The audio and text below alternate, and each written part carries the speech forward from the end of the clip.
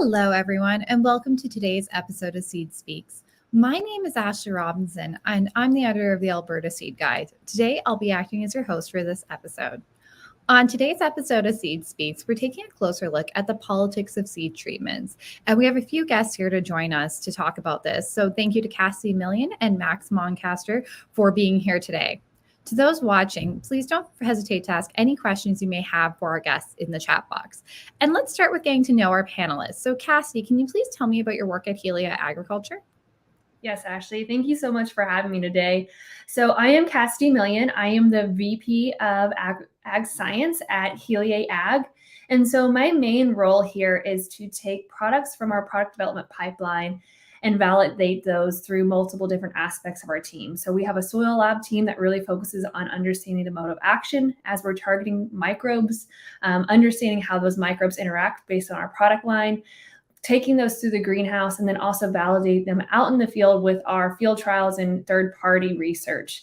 And then taking that information and going into commercialization and training our sales team as well. Thank you. And Max, your turn. What can you tell me about your work at BASF?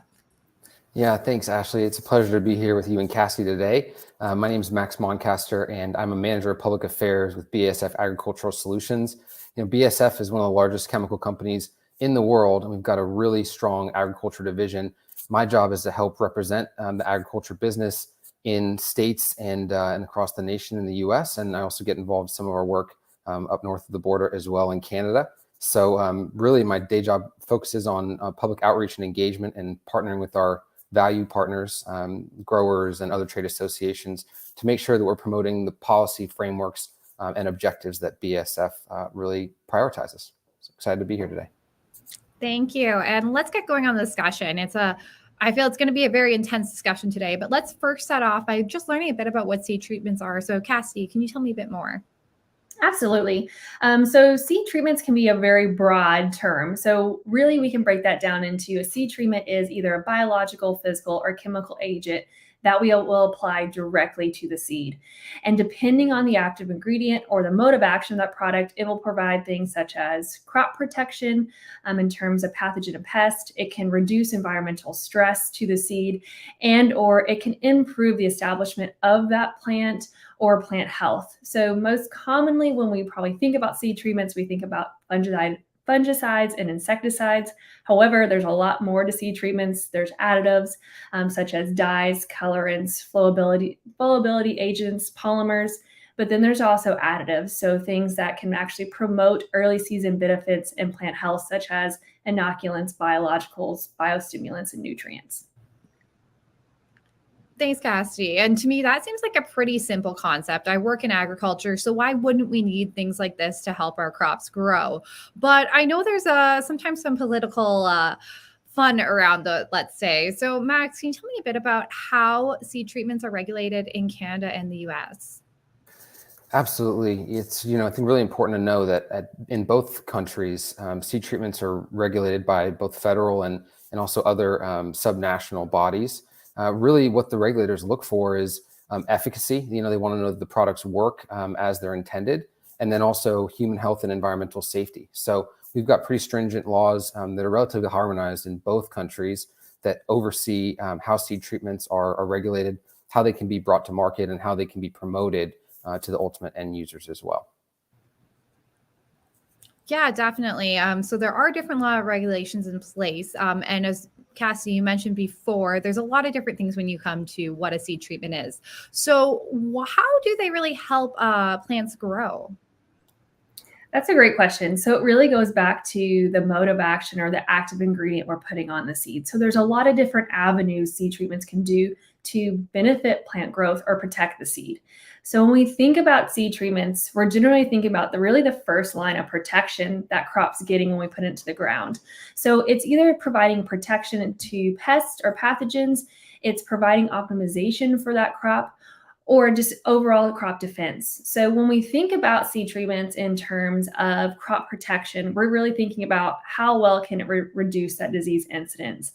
And they do that by providing either systemic, so actually that active ingredient can be systemic throughout the plant and moving through the plant, or a zone of protection right around that seed to protect the seed from soil-borne pathogens and pests such as fungi, nematodes, or insects. And when we're utilizing them in seed treatments, it's really providing the perfect placement and timing of these active ingredients to reduce crop damage. When we're thinking about them in terms of really optimizing conditions, this is probably a newer concept that we think about, but we got to think about when we're planting. Usually it's in the fall or the spring, and when we think about conditions, they're rarely perfect. We're usually planting in either hot, dry conditions or cool, moist conditions. So seed treatments can have a resolution into helping actually optimizing those soil conditions to help get that plant established, get it out of the ground faster. So what we see is we're leading to more uniform stand, increasing germination rates, which we know is all correlated into increasing crop yields at the end of the season. And of course, the seed treatments that we have today aren't the same as the seed treatments that we had years ago. So how have seed treatments evolved over the years? Yeah, so that's a great question. So we really need to go back, back to the 70s before that. And we know that the way we viewed seed treatments then are not the same as we view them today. So if we looked at seed companies in the previous decades, really their approaches to treatments have shifted. So today, they're really focused on more of an in-house portfolio of seed treatments and evaluating those portfolios in line with the conjunction of developing a new hybrid or variety. And we really look at the chemical side of things, especially back in the 70s and 90s, we've replaced a lot of those in-furrow products that were used for pest management with seed treatment, which gives us that, again, perfect application rate, perfect timing to combat those diseases. And there's always continual research on, looking for new active ingredients to pests and pathogens and really understanding how we can combat those diseases. But I think a different aspect that we also need to look at is how the application rates have changed over time. We're learning how to get more active ingredient per seed for better control, but also the seed treatment coating industry has changes. How we're actually applying that seed treatment has advanced. So we're able to get more volume per seed without causing any issues with planting or seed performance. And then what Max hit on earlier is from a health and safety perspective. We're understanding how that plays a role in agriculture more and more every day. And so we've seen new products in the market that are utilizing biologicals, for biological control to reduce active ingredients that could be harmful to the environment or human health.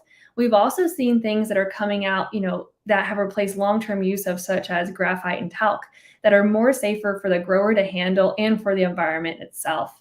And then I think the last piece here is the biological space. If we look at agricultural today across, soil applied products, pest control, foliar products, biologicals are really making a splash, and they are as well in seed treatments. So we're seeing more biologicals hit the seed treatment market and biostimulants.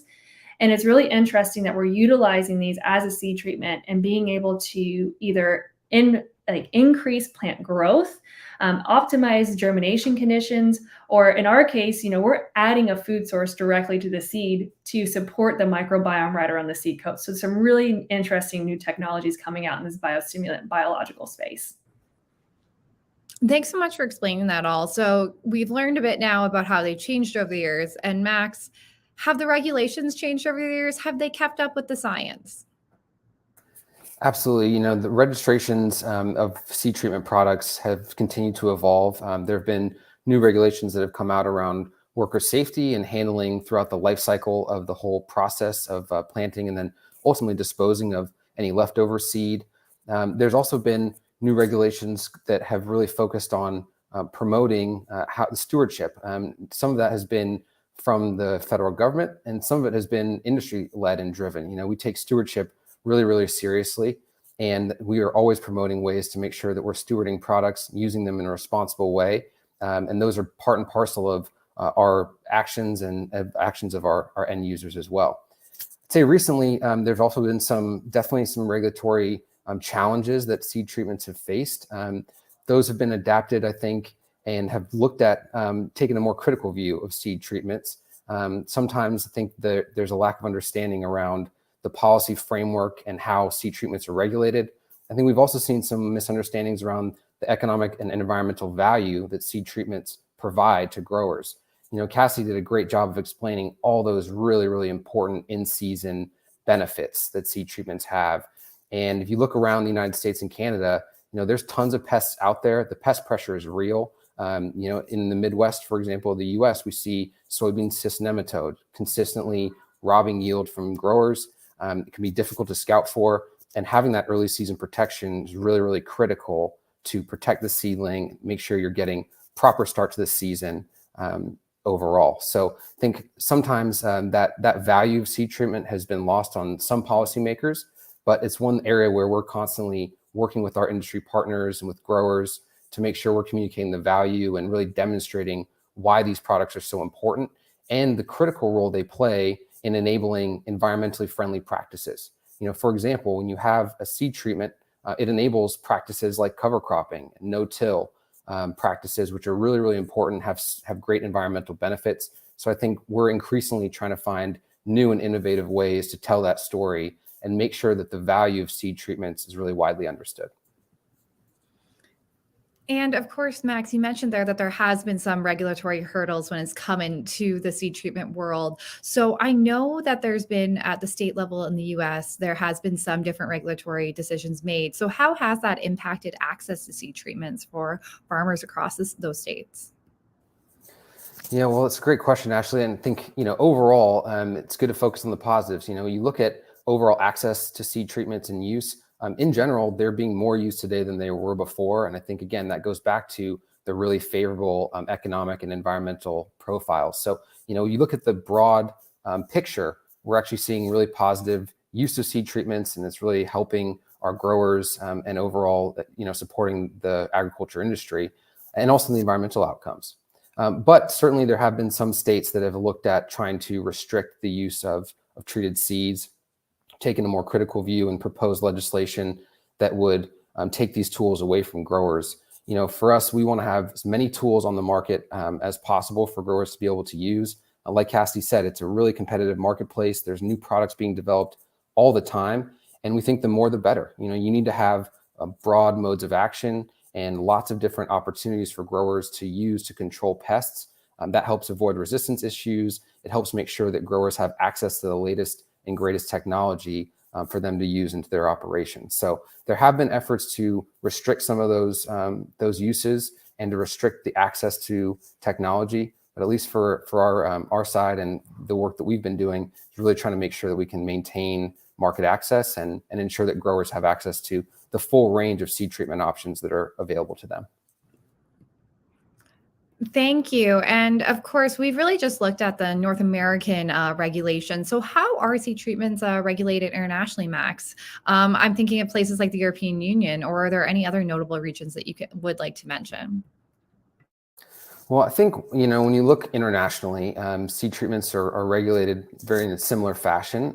Overall, assessing different risk factors and looking at how the products will be used on the market.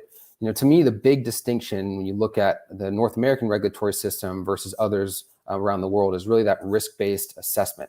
In North America, we pride ourselves on having a risk-based model where we look at the benefits and the potential risks and make good science-based decisions on how these products can be used and how available they are on the market. In some other jurisdictions, they tend to follow different regulatory models, like a hazard-based model, which basically really prioritizes looking at the potential hazards, not necessarily the risks, but the potential hazards and regulating based on that. So I think, in the US and in Canada, all of our regulatory agencies are really strong supporters of that risk-based, science-based assessment model. And that's something that we at BASF promote and support very strongly as well. Thanks. And we have an audience question here now. We're getting one that's from Bajang. I'm sorry, I'm pronouncing his name wrong. He did do a follow-up, so I'm just going to ask the follow-up question there. It was just a bit more detail, which is, how do you see seed treatments politics, current technologies options via organic cultivation around the world, or focus on extensive and intensive cultivation? I think that's a really good follow-up to what we were just talking there, about there, Max. So is there anything that you could add there? Well, I mean, I think overall, definitely there's a lot of different jurisdictions. I think for us, seed treatments enable great environmental practices. So, organic is a great option for some growers. It's not an option for all growers. And so we recognize that farms are different, growers are different, they face different circumstances. I think the goal for us is to continue to make sure we've got options available. And seed treatments, are a really critical tool for controlling pests. And like I mentioned earlier, they're a critical tool for really enabling environmental practices that we all should care about. When you have healthier soil and soil that can sequester more carbon, that's good for climate resilience. It's good for managing extreme weather, which is increasingly a challenge for growers around the world. So personally, I'm an optimist. I think that we're going to see continued support of these technologies. I think some of the regulatory challenges are going to be more minor in the rear view. And when you look over the long term, the science and the innovation is really going to win out. I think that's where we have to be as an agricultural industry. We need to continue to lean into new innovations and new products and new ways to make ourselves even more efficient and environmentally friendly. So that's kind of how I see it playing out over the long term. Thank you. And Cassie, is there anything else you'd like to add on that organic side, speaking about it? No, Max hit that nail on the head pretty well there. From an organic perspective, I think understanding the use of seed treatments and really how can we utilize those in organic production. I know when we get into organic, we get a little limited on what's on the market, what we can use. But again, I think it's a tool in the toolbox of not only looking at it from a pest control perspective, but hitting on what Max said of, can we find seed treatments that can help us with mid-season stress, such as drought stress that I know a lot of us are falling into. And there are options out there, but just understanding that not only focusing on pest management, but we can utilize seed treatments in other ways. And especially with these new biologicals and technologies hitting the market, there's going to be, I think, more offerings to help those organic growers as well.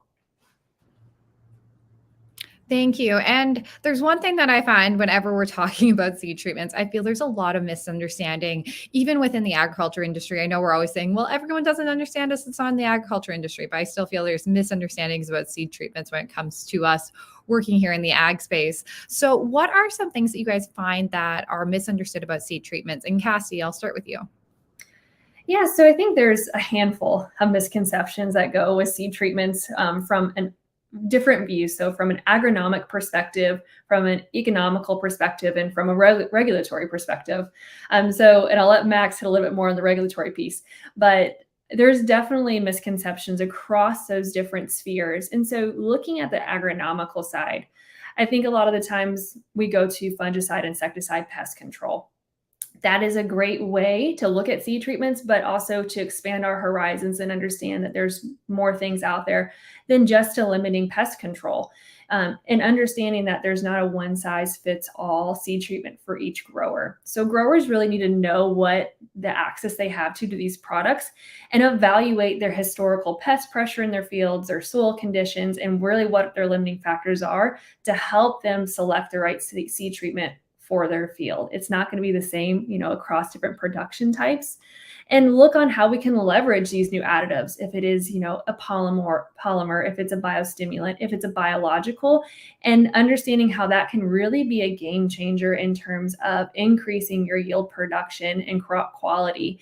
And what Max said on there is harsh conditions. We're really seeing an impact when we're utilizing seed treatments mid-season with harsh conditions from weather, stress, drought stress, et cetera. And seed treatments can be an option for that. Something that Max hit on earlier too was economically.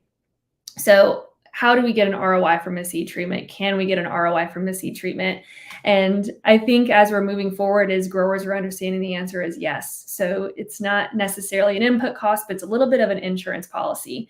Disease incidence and pressure can change from year to year. So we need to understand the histories in our field and know what we face and what causes that disease pressure to build, and when we need to be investing in these seed treatments, but also that we can utilize other aspects.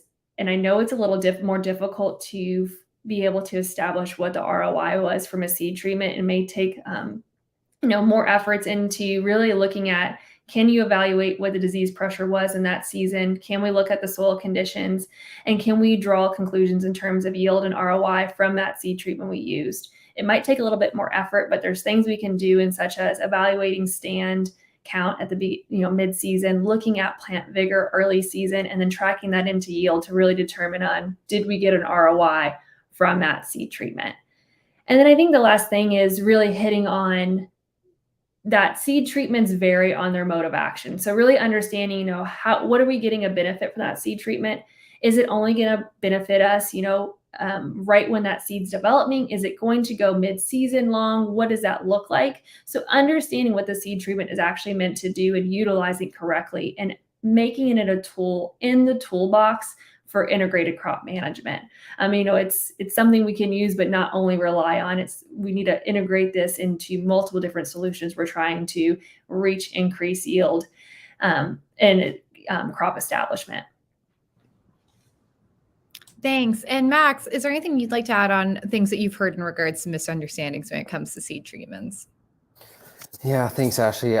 For me, I think the one that really can sometimes grind my gears when I hear it is that seed treatments really aren't necessary. We've heard that in a few of the states that have looked at restricting access to seed treatments. You'll hear from folks, well, are seed treatments really necessary? Do we need them?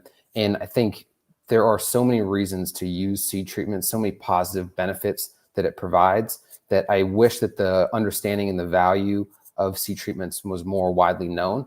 In some cases, I feel like we were victims of our own success. Seed treatments have done a great job controlling pests. And so sometimes the pest pressure isn't so evident because we've been controlling for them. But if you were to take those products away, you would start to see a gradual increase in pest pressure, and that would have impacts to yield and the overall optimization of plant health, as Cassidy was mentioning.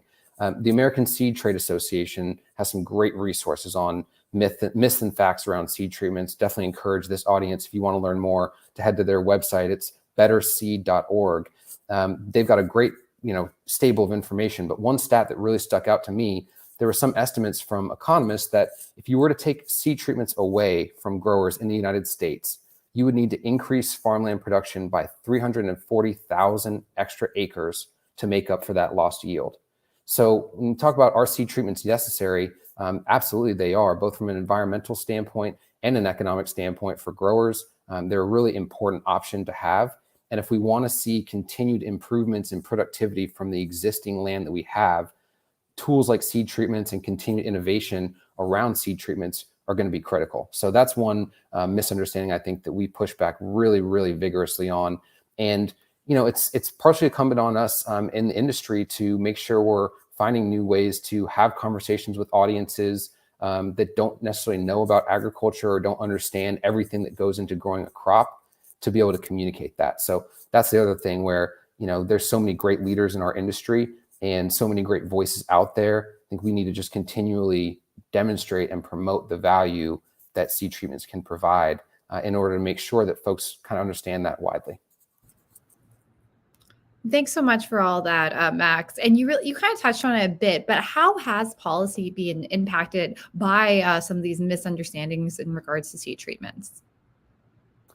Well, I think when there's misunderstandings around the value, both from an economic and environmental standpoint, then I think it leads to policy proposals that aren't necessarily grounded in the realities that growers are facing out in the real world, or out in their fields. And so that's an area where I think the restrictions that have been proposed are, in my mind, directly correlated with that lack of awareness about the value that seed treatments can bring. And each region is different, each grower's field is different. So there's certainly lots of diversity in how folks approach controlling pests. but I think it definitely correlates pretty well. The states and provinces where we've seen proposed restrictions on the use of seed treatments, I think it doesn't come from a malicious place, just comes from a lack of awareness and understanding about either how the products are regulated or the value that they provide to growers. Growers don't willy-nilly buy products. They are business owners. They're looking out for their bottom line. They buy things for economic and environmental benefits, and sometimes as a risk insurance policy. So having that early season protection that a seed treatment offers is great on all those fronts. And again, the thing that I keep coming back to in a lot of these states is about the environmental benefits. Seed treatments apply a fraction of pesticide to a seed, and oftentimes it's replaced older foliar applications that would have been a lot more volume and a lot more exposure. So when you look at the environmental profile of seed treatments, we tend to talk about the economics in the industry, but the environmental profile is really great as well. And seed treatments play such a key role in some of these practices that we're promoting for farmers that are going to help with climate resilience. It's a critical tool to have in the toolbox. We've got to have them available and for growers to be able to use them. But certainly, I think sometimes with that lack of understanding, you see policy proposals that would restrict access, and we need to push back really strongly and continue to do so. Thank you. And we have time for one more question. So I'm going to kind of wrap things up by asking, why are seed treatments important? What benefits do we see from them when we're talking about a sustainability viewpoint? So Cassie, I'll let you go first. Yeah, so from a sustainability perspective, I think both Max and I kind of hinted at this the entire conversation, but from how we're using seed treatment products, where we're getting that small mode of action to the seed, reducing, older application since it's in furrow or foliar, we're able to reduce passes across the field. So that goes into reduction in diesel uses, reduction of labor costs for that grower. But also we need to look at, there's new technologies hitting the market. And these are really exciting from a sustainability perspective, because they're giving us an alternative to either plant protection or increasing plant health. So potentially this could reduce inputs later in the season because we're getting that benefit up front. And then when we understand a little bit more about how sustainability and regenerative ag go hand in hand, so going back to those regenerative agricultural concepts of reducing soil disturbance, keeping your soils covered, maximizing that crop diversity, and keeping living roots year round, seed treatments are key in this. And Max already hit on this a little bit earlier, so I won't go in great detail, but seed treatments can aid in supporting these practices that are related to sustainability. So if we're using reduced tillage, seed treatments can help you get that more even stand, get that germination support. If you're introducing cover crops into your system, so to keep that soil covered and to reduce erosion and water runoff, seed treatments can help get those cover crops established in the fall when we have a short window to get them established. So there's a lot of introductions that we can make with seed treatments to really help us hit those sustainability goals, not just out of reducing passes, but going back to really how do we build soil health and protect those soils. Thank you. And Max, I'll let you have the final words. Well, thanks so much for that, Ashley. It's been a great conversation. Cassie, thanks so much for all your contributions. I couldn't have said it better myself. I think Cassie really did a great job laying out all the benefits. I think if we take a step back, the goal of our industry is really to keep producing food for a growing population, and to do that in the most efficient and environmentally responsible way. Seed treatments are a critical component of that. They're a really critical innovation and tool, one that the industry continues to innovate around. And so having them on the market, continuing to promote their benefits and helping people in the agriculture industry and outside of the agriculture industry understand why they're so critical is just an ongoing task that we look forward to contributing to. Thank you so much. That was such a great conversation. Unfortunately, that is all the time we have today. So thank you to Cassie and Max for being here. I'm hoping in the future we can continue this conversation because I know I learned a lot today. And for those watching, thank you for tuning in. And if you missed part of today's live stream, don't worry. We'll have it available on demand on Facebook, YouTube, and LinkedIn. And if you have any questions about the subject or ideas for future topics we should tackle, just send a message to Seed World's Facebook page or reach out to myself. And next week, tune in as Rebecca Carmelli-Pelsack has some guests on to chat about trade policies and trade wars. Thanks for watching today and have a great day.